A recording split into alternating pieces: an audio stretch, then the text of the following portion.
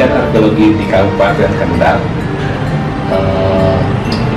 terkait dengan masalah masuknya peradaban Hindu-Buddha di wilayah Jawa Tengah. Sebenarnya tema ini bukanlah tema yang baru, karena sejak zaman Belanda, mungkin kita tahu ada Brandes, itu juga sudah memikirkan permasalahan seperti ini. Hanya saja memang sejauh ini data-data terbaru terkait dengan masuknya pengaruh Hindu-Buddha ke Jawa Tengah ini memang belum terlalu signifikan. Sebenarnya di dalam berita-berita Cina itu bahwa sebelum munculnya kerajaan Mataram kuno sudah ada kerajaan Sepo dan Holing. Terkait dengan letak kerajaan Sepo dan Holing ini, sebagian sejarawan menduga bahwa lokasinya ada di antara Pekalongan dan Semarang. Oleh karena itu, wilayah-wilayah di pantai utara Jawa Tengah menjadi satu tempat yang penting untuk kita bisa mencoba melihat bagaimana tinggal-tinggal arkeologis yang bisa menunjukkan adanya pengaruh-pengaruh India awal sebelum munculnya kerajaan Mataram kuno di pedalaman Jawa.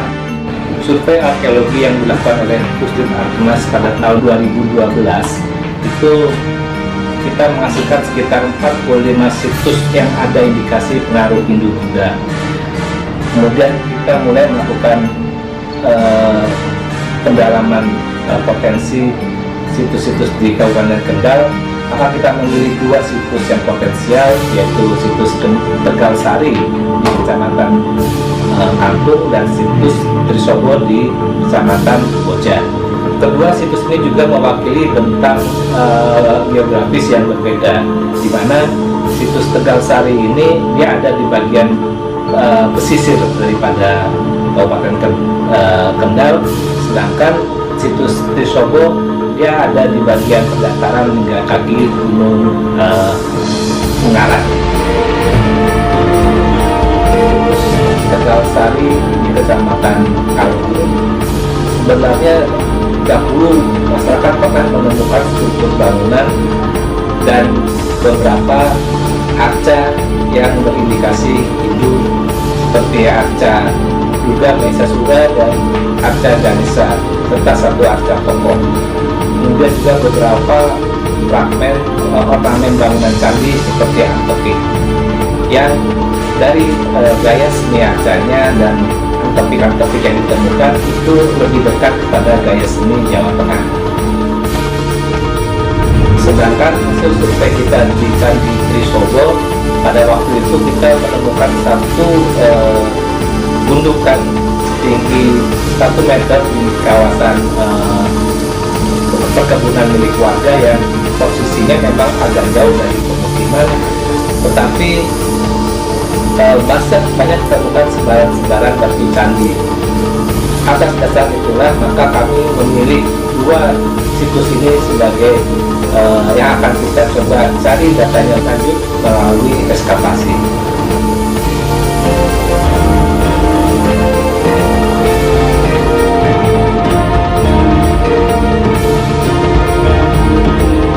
Penggalian arkeologi di Candi Trisobo, kita membuka hampir sekitar 25 kotak ekskavasi berukuran 2 kali 2 meter.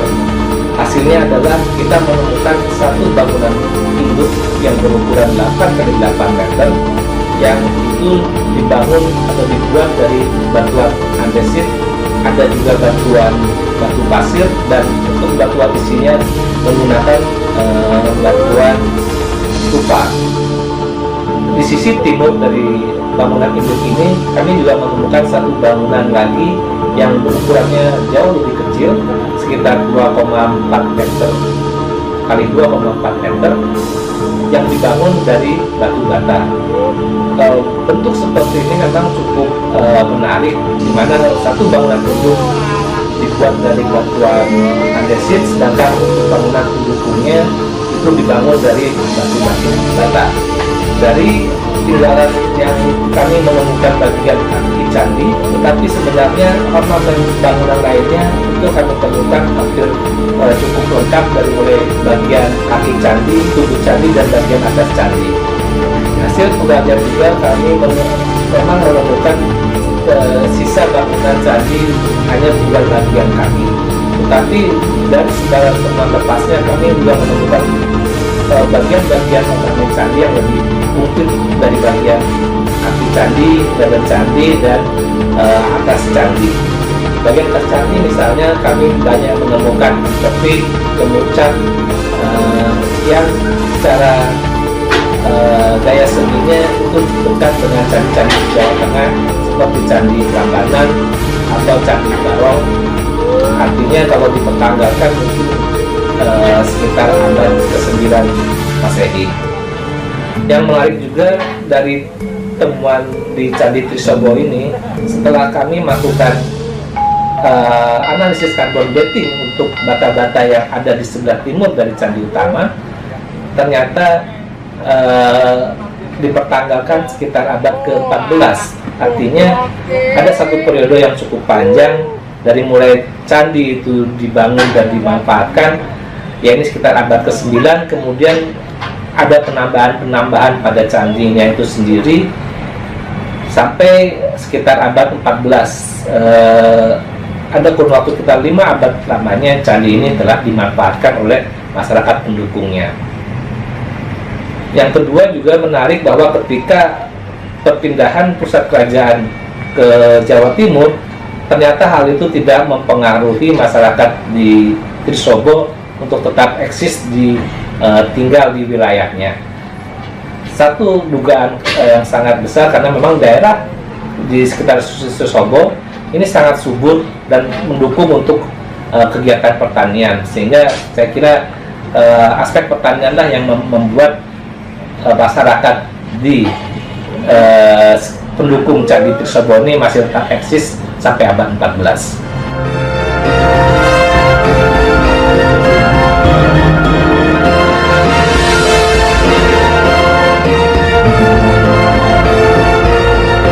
Penelitian di Candi Tegal Sari memang datanya sangat minim, artinya memang dulu pernah ditemukan struktur bangunan, tetapi karena waktunya sudah cukup lama, sekitar tahun 70-an, sehingga hampir sebagian besar masyarakat sudah tidak tahu lagi di mana posisi yang pasti. Oleh karena itu, untuk tahap ini kami akan hanya melakukan beberapa uji kontak gali untuk melihat stratigrafi dan lapisan tanah yang ada di Candi Tegal Sari ini. Sedangkan untuk survei dengan georadar atau geodistrik untuk mencari posisi struktur bangunannya itu sendiri mungkin akan kami lakukan pada waktu yang akan datang.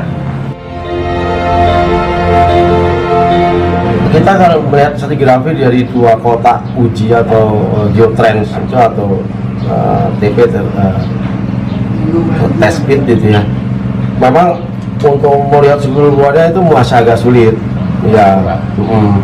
Karena dia pada saat yang dekat aja berbeda, kemungkinan juga berbeda karena bisa tergantung dari paleomorfologinya, bisa tergantung dari daerah itu diolah atau tidak gitu, kemudian endapan-endapan selanjutnya kan gitu. Walaupun gitu tetap aja kita bisa mencoba untuk bagaimana paleomorfologinya dengan yang kita sebut adalah kibet atau lapisan kunci.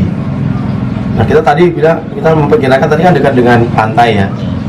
Dulu pada saat itu ada dekat dengan garis pantai. Nah, kibetnya itu adalah pasir pantai itu. Kalau kita sudah mendapatkan di 2 kotak itu adalah pasir pantai, itulah sebagai kibetnya. Dari kibet itu kita nanti menggambarkan, melihat lapisan 1, lapisan 2 dan ketiga dan seterusnya dalam satu kotak dengan kotak yang lain. Nah, baru kita dapat nanti paleomorfologinya.